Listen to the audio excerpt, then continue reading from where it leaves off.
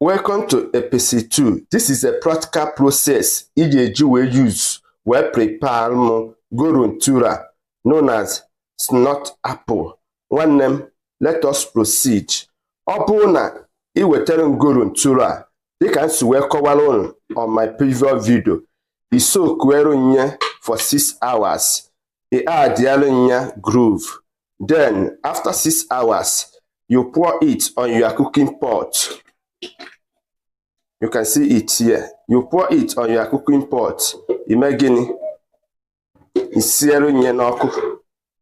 Ka imagine isi fitara mmiri ya. So anyị agbanyego ihe anyị ji were imagine esi nni. So unu ga-afụ ka o si were imagine gbatakwuru. So ọ bụrụ na ị na-awọchiri m this video, kaba arụ imagine share nya ka o wee ike ịbara ndị be anyị. Cheta ihe nkọwarụ.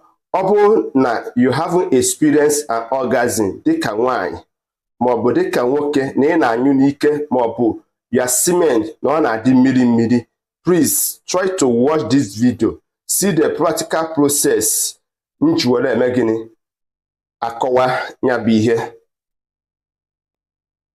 Ọkwụnụfụ ka o si asụ, nke bụ ụfụfụ ya. Ụfụfụ ya. We want to get the finishing.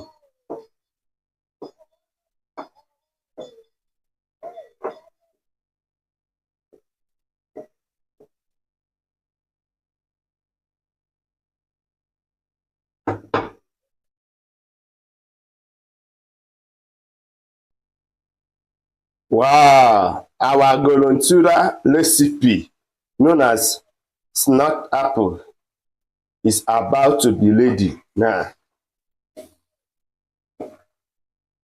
Put on a fire. Okay. I want to make it hot to you. I hot to you.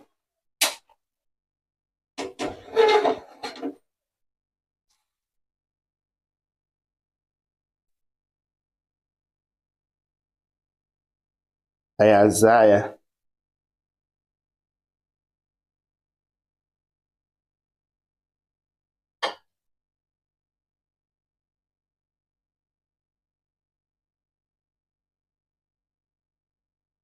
So you see it.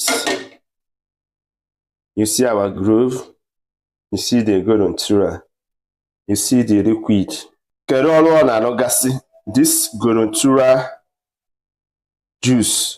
Nke mbụ bụ na nwaanyị ọbụla anaghị atụ ime ọfụma, o nwere ike imerụ m ya bụ ihe. Nwaanyị ọbụla anaghị afụ nsọ ya, ka ị ga-esi wee use ya bụ after na ị nọsị na nsọ, ị na-abanye ovule, then mere m ihe na-eyuzuru nye. Ị nwere ike add ya honey, ị nwere ike ị na-aṅụ ya ụdị ihe. Abịa na ụmụ nwoke ọbụla ihe o ji were amụ nwa na-adị mmiri mmiri, n'anya emekwara ya bụ ihe, maọbụ nwoke ọbụla ihe o ji amụ nwa ezughị ezu, na mere m ihe, then ọ ga na-aṅụrụ ya half glass tumbler in the morning and the evening. Na mechitere ya anya, avoid ihe ọbụla gbasa sugary something, sugary drink, and reduce high intake of carbohydrate food, and also increase in fruits and vegetables. I can assure you, under 1 month, ị ga-abịa na my comments nye ekene.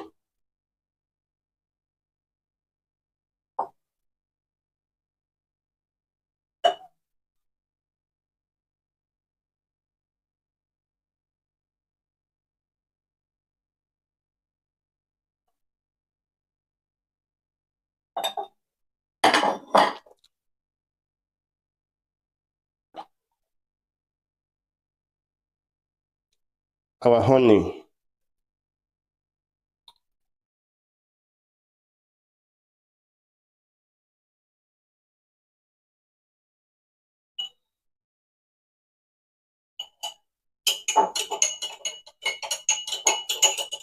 This is our Snot Apple juice or Goron Tula.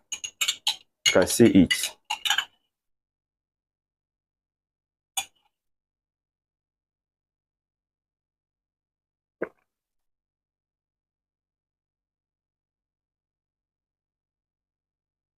very sweet. Try it and thank me later. Bye.